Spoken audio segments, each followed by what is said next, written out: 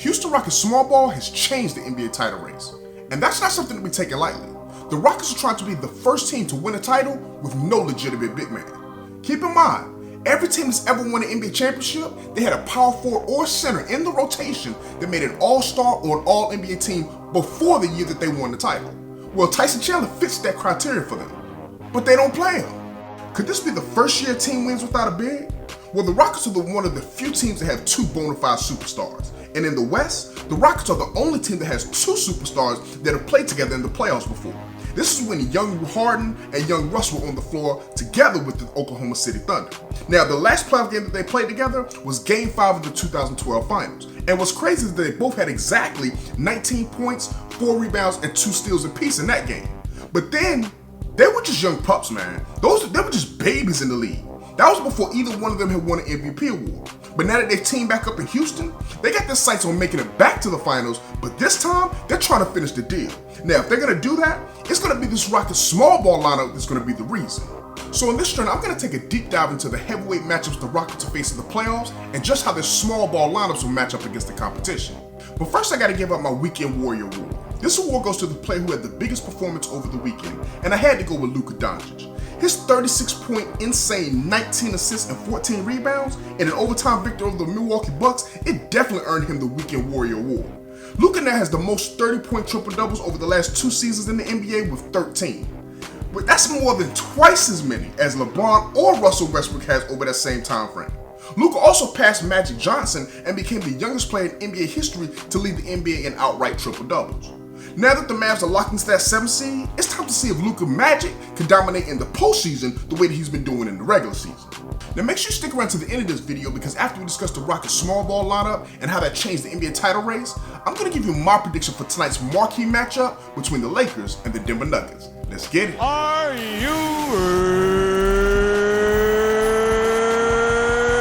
ready? Man, welcome back to Journey of a Ballaholic, the best talk show for basketball addicts. I'm your host, General Hannibal X. Now, if you're new on this channel, you're going to be getting my passionate and in-depth analysis on the hottest NBA and college basketball topics. Listen, I'm a ballaholic, absolutely addicted to basketball. And like everybody, I have my own opinions. But if you like opinions that are backed by facts, go ahead and hit that like button. Make sure you subscribe to the channel, but also be sure to tap that bell notification so that you'll be updated whenever I drop new videos, which is every Monday and Friday at 6 p.m. Eastern Standard Time.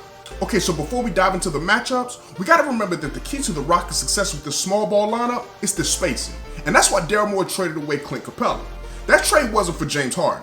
Those two, they worked very well in that pick and roll action. The trade was to maximize Russell Westbrook's skill set.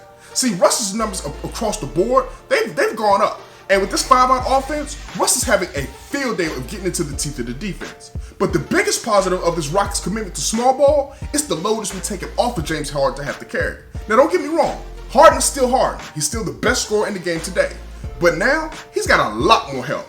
Everyone on the court with him can knock down a 3 if left open. And a guy like Austin Rivers just last night, he had a career-high 41 points on 70% shooting and 54% from downtown. This offense, man, it empowers guys to shoot when they're open.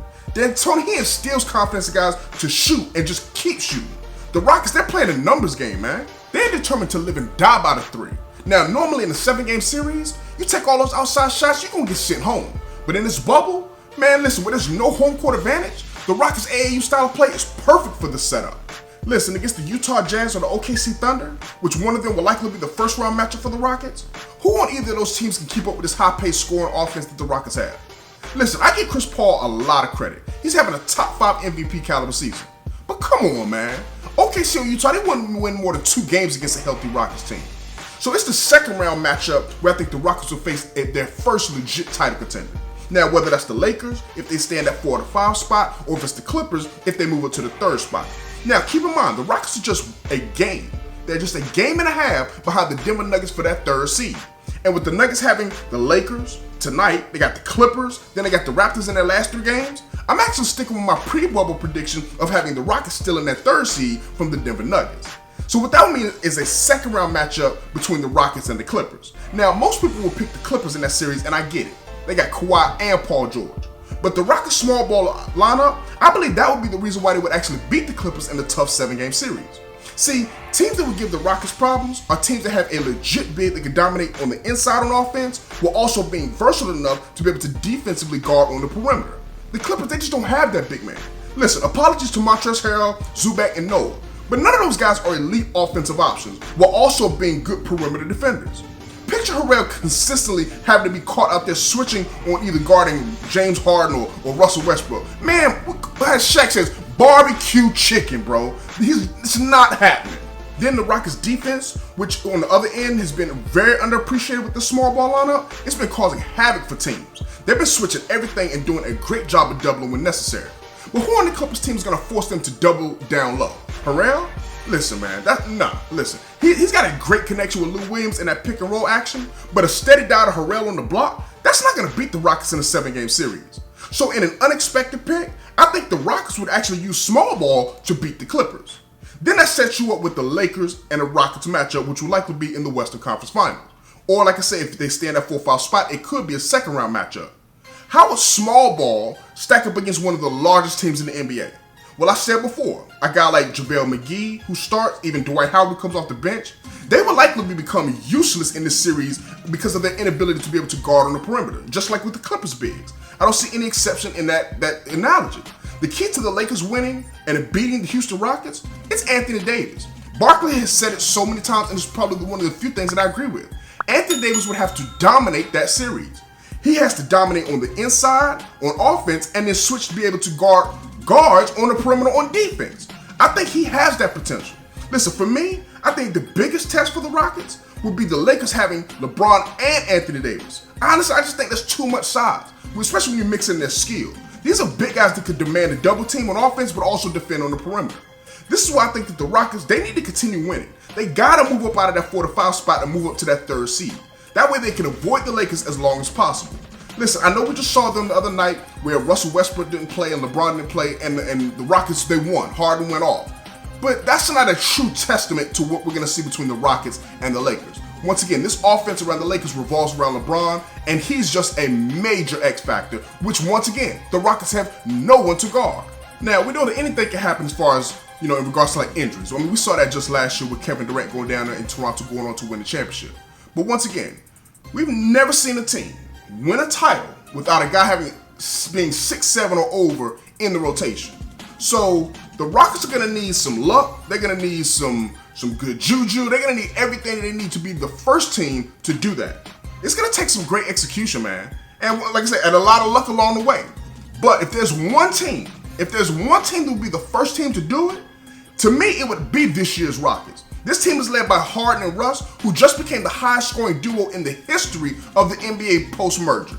Okay, so let's go ahead and transition over to the two teams that's playing in tonight's marquee matchup. The two teams that don't know a thing about what small ball means. That's the LA Lakers and the Denver Nuggets. Now, the Nuggets, they've gone just 3-2 in the bubble, while the Lakers have kind of stumbled to just 2-4. But listen, man, you could throw those records out on this one. Tonight's matchup is a possible Western Conference Finals preview. Now, if you watch my last video, then you know just how amazing Michael Porter Jr. has played over the last 4 games. He's averaging 29 points and 12.5 rebounds. The Nuggets, man, they got a new star in town. And you add on Jamal Murray's return as if he didn't miss any action. And the Nuggets team, man, they get healthy at the right time. When you look at their size, their length, and their all-around skill set, man, it's a thing of beauty. However, that three-headed monster of Jokic, Murray, and Porter, man, they gonna have their hands full tonight. LeBron and Davis, they have yet to play in the same game and both play well in this bubble. So I'm expecting the best duo in the NBA to get things on track tonight. But the guy that I'm really looking forward to seeing in a big-time game like this, that's Kyle Kuzma. Listen, he's played very well in Orlando. He's averaged almost 14 points on 42% from downtown. But it's been his defense that's really been impressing me. Kuzma could be tasked with the ability of trying to guard Michael Porter Jr. Listen, that would be an absolutely phenomenal matchup if we get to see it. And listen, though this video was truly about the Rockets and their small ball lineup, tonight you're gonna see what's called big ball at its finest. 7-footers all over the court. Bobo, Jokic, McGee, Howard, Davis. I mean, listen, they're gonna be playing inside, outside. Man, this game right here, I'm gonna give the edge to the Lakers over the Nuggets in a 4-point win, who's gonna be led by LeBron James, who I think is gonna be phenomenal. And I think he's gonna have his 15th triple-double on the season. So what do you think? Who's gonna win the game tonight? You going with the Lakers or the Denver Nuggets? Also, do you think the Rockets can win the championship playing small ball? Go ahead and let me know in the comment section below. Listen, I appreciate you for taking a look at this video. Please make sure that you go ahead and subscribe by clicking the logo up top. If you missed my video where I went ahead and broke down why the Rockets will win the championship, click the box right here. I appreciate you for taking a look at this video. Stay safe in the streets, and remember, we still want justice for the killing of Breonna Taylor. Peace.